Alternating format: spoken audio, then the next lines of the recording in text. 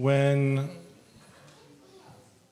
Gracie or any of our little bite-sizers visit my office, the first place that they go is to an 18-inch tall Buzz Lightyear replica, which sits on my shelf, and they expand and contract his wings and check the theory that his electronic voice box doesn't work on Shabbos. And he's a figure I'm very proud of, not just because of my love of Pixar, but from where I got that Buzz Lightyear. I got that Buzz Lightyear here on this bima 12 years ago when I was an intern at CBI. For those who I don't know, spent my last 2 years of rabbinical school here, and for a lot of that time was working very closely with the teen group. That was kind of where I had my niche as the intern here. And at the end of each year, they gave an award that was dedicated in honor of Daniel Kerner. If you remember, Mark and Joanna and Lauren and David, a little boy who died of a terrible genetic illness, who had a deep love for Toy Story and for Buzz Lightyear. And they gave an award in his honor, and in the year that I left, the teens gave it to me. And I told them when they gave it to me that I couldn't take this community with me, but I could take this Buzz Lightyear with me. And that would be my way of symbolically taking them along on the rest of my journey. And so that Buzz Lightyear sat on my desk at eCar, and it sat in my office at American Jewish University, and now it's back here at CBI.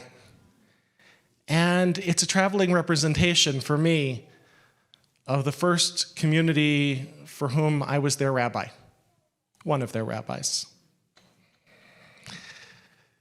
We put a whole lot into physical symbols, into something that we can take away from a peak experience to connect us back with what that experience meant, even as it recedes into deeper and deeper memory.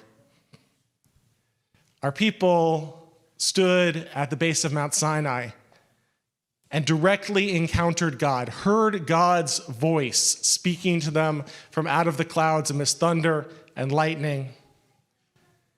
But then they had to walk away from that mountain. How do you walk away from the mountain where you heard God? How do you ever walk away? But you've got to leave. And so, what do we start to do in this parsha as we prepare to move on?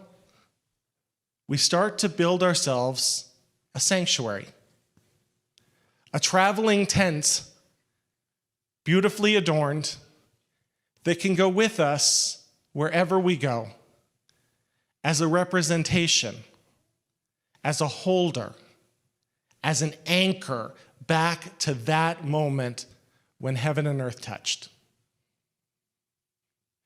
We're told in the opening lines of this parsha that God says, "Asuli mikdash, make me a sanctuary, v'shachanti betocham, and I will dwell not betocho, not in it, but betocham, amongst you." The sanctuary doesn't contain God any more than that Buzz Lightyear contains that group of teens, or a wedding ring contains all of what 25 years or 18 years could mean. But it points to it.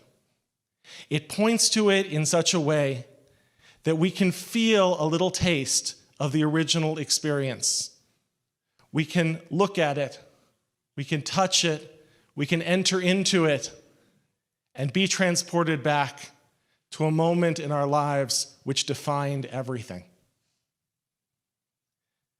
There's an image offered by the Gera Rabbi, Rabbi Yehuda Lieb, Alter of Ger, one of the last great Hasidic masters before the Holocaust who lived in the earliest years of the 20th century. The Gera Rabbi calls on an image from the Midrash in which a king is imagined to have a daughter who is about to be married to a prince of a land far away. And he says to his daughter, I can't stop you from getting married, and I can't live without you. So here's what I ask. As you go off to start your life, can you just maintain a little room for me? Just a little room. I don't need grand halls.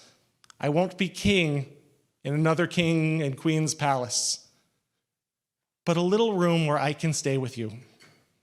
And so we always stay connected.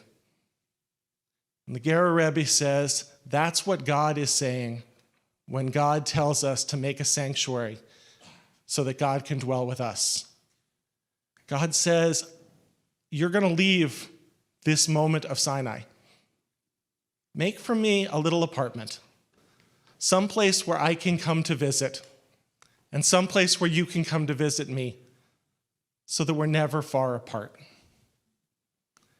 I want to invite us this morning to think about those physical things in the world which anchor us to our most important memories.